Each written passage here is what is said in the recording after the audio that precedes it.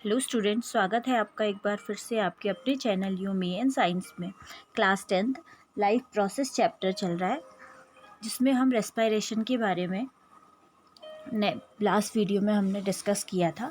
जो श्वसन है भोजन का, जो हम भोजन करते हैं वो पाचन होकर सरल कार्बनिक यौगिक में परिवर्तित होता है, जिसे हम ग्लूकोज कहते हैं।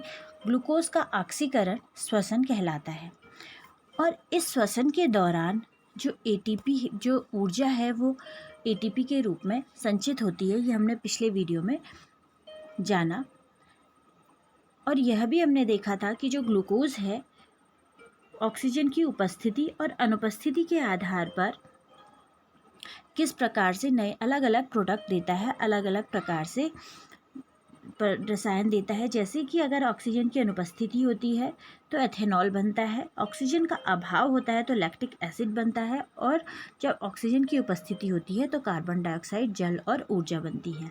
ऑक्सीजन का अभाव का मतलब है, यदि आपने देखा होगा जब आप कभी दौड़ते हैं तो उस दौड़ने के दौरान हमें सांस लेने में दिक्कत होती है, यानी कि ऑक्सीजन हमारे शरीर में अच्छी तरीके से नहीं पहुंच पाती है।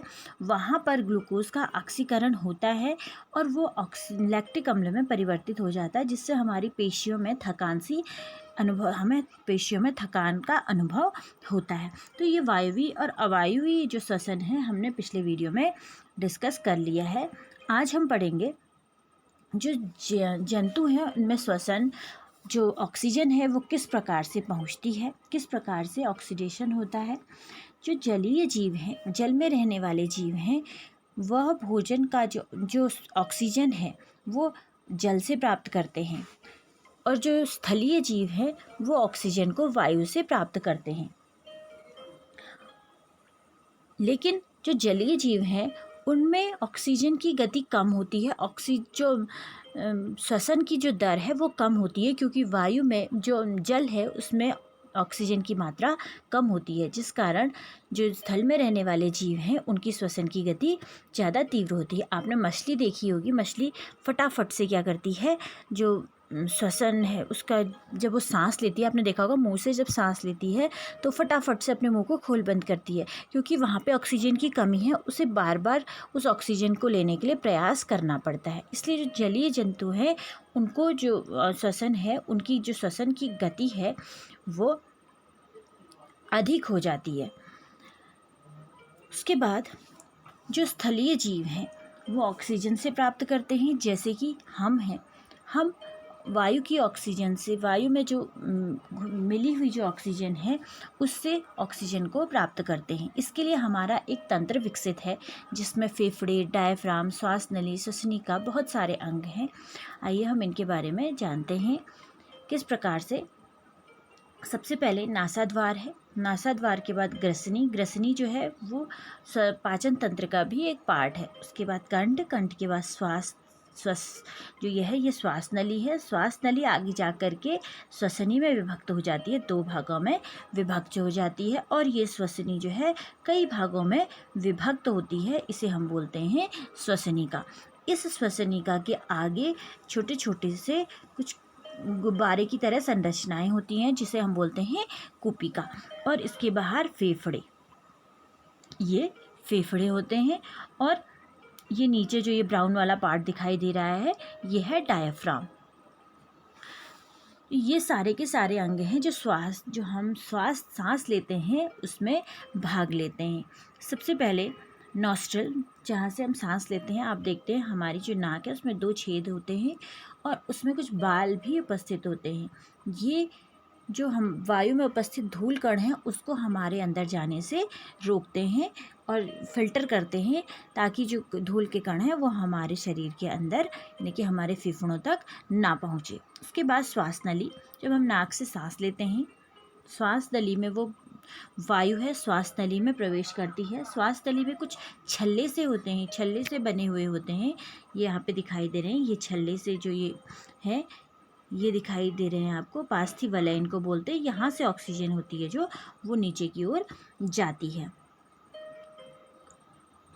उसके बाद है श्वसनी। श्वास नली आगे जाकर 2 भागों में विभाजित हो जाती है, जिसे हम श्वसनी कहते हैं, और आगे जा कर के ये कई और भागों में विभाजित हो जाती है, जिसे हम श्वसनिका कहते हैं।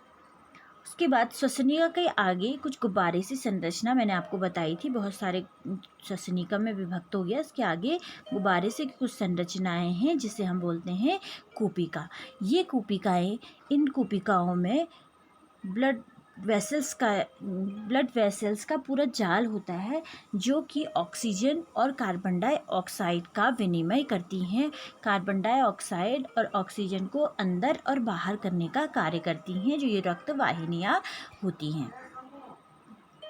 अब आपने देखा जो ऑक्सीजन है, अगर हम केवल ऑक्सीजन की बात करें तो ऑक्सीजन हमने नाक के रास्ते ली, श्वास नली में गई, श्वास नली के बाद ये दो भागों में विभक्त हुई, इसे हमने श्वसनी कहा। ये श्वसनी जो है अनेक श्वसनिकाओं में विभक्त होती है, और इस श्वसनिका के जो आगे है कूपिकाएँ होती हैं। इस प्रकार से जो ये कूपिकाएँ हैं, इन कूपिकाओं में ये विभक्त होती है, और इन कूपिकाओं में ब्लड वेसल्स होती है। अब ऑक्सीजन इस ब्लड वेसल्स तक पहुंच गई है। ये ब्लड वेसल्स इस ऑक्सीजन को पूरे के पूरे शरीर में पहुंचा देती है।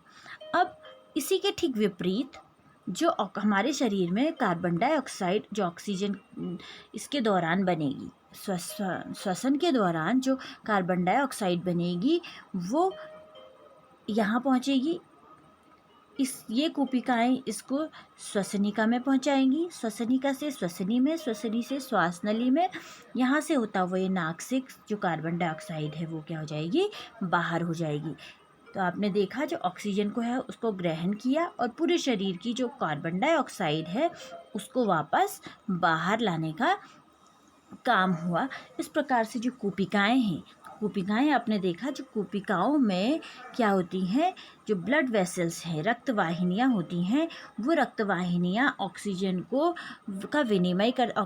और कार्बन डाइऑक्साइड का विनिमय करती हैं, और हमारा जो श्वसन तंत्र जो है वो एक चक्र पूरा होता है। यानी कि ऑक्सीजन को हमने अंदर लिया और पूरे शरीर की जो कार्बन डाइऑक्साइड है उसे नाक के द्वारा वापस बाहर निकाला।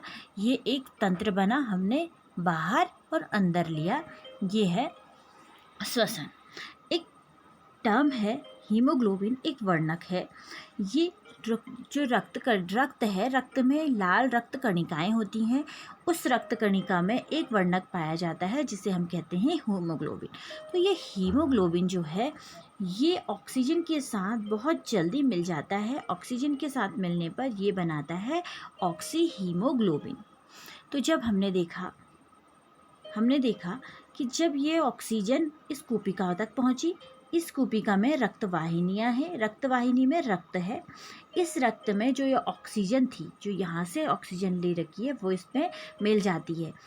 किसके साथ, किस रूप में, ऑक्सी हीमोग्लोबिन के रूप में मिल करके ये बहुत जल्दी उसके साथ चिपक जाती है और पूरे शरीर तक पहुँचा देती है इस ऑक्सीजन को। तो ये काम कौन करता है, हीमोग्लोबिन, क्योंकि ये क्या है, ऑक्सीजन के लिए उच्च बंधुता रखता है, यानी कि ऑक्सीजन को अपने से चिपका लेता है बहुत ही जल्दी। एक ऐसी गैस है कार्बन मोनोऑक्साइड, आपने सुना होगा कार्बन मोनोऑक्साइड। जो कार्बन मोनोऑक्साइड है वो हीमोग्लोबिन के साथ बहुत ही जल्दी घुल जाती है। इसी कारण आपने सुना होगा कि जो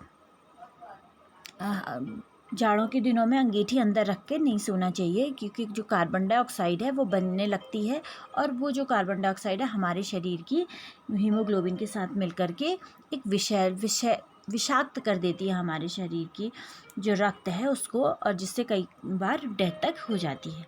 तो हमने आज क्या क्या देखा, जो ऑक्सीजन है, ऑक्सीजन कूपिका तक पहुँची, रक्त वाहिनियाँ, रक्त कूपिका आप जानते हैं जो श्वसनी के जो गुब्बारे से संरचनाएं होती हैं, कूपिका तक पहुंची, वो रक्त वाहिनी से होती हुई हीमोग्लोबिन के साथ मिलकर के ऑक्सी हीमोग्लोबिन बनाती हैं। हीमोग्लोबिन उसको धमनी के द्वारा ऊतक तक पहुंचाती है, और जो धमनी के द्वारा ऊतक तक पहुंची, और वहाँ पर ग्लूकोज का ऑक्सीकरण होता है, यानी कि पूरे की पूरी जो कोशिकाएं हैं उसमें उस ग्लूकोज का ऑक्सीकरण होता है और कार्बन डाइऑक्साइड का उत्पादन होता है। अब जो ये ऊतकों में, सारे के सारे ऊतकों में कार्बन डाइऑक्साइड है, वो वापस क्या होगी, बाहर निकलेगी। वो हमारे शरीर के लिए बिल्कुल भी ज़रूरी चीज़ नहीं है, तो उसको वो क्या होती है, हमारे शरीर से बाहर निकलती है। किस तरीके से? CO2 रक्त वाहिनियों में मिलता है, रक्त में विसरण के द्वारा मिलता है, और उसके बाद जो कूपिकाओं में पहुँचकर, कूपिकाओं के बाद विसरण के माध्यम से वो श्वसनी में आएगा, श्वसनी के बाद श्वास नली में आएगा, श्वास नली से हमारे नासा छिद्र के बाहर निकल जाएगा। किस माध्यम से? विसरण के माध्यम से। तो ऑक्सीजन जो है वो अंदर गई, और जो CO2 है वो क्या होती है, बाहर निकल जाती है। तो इस प्रकार से जो श्वसन है,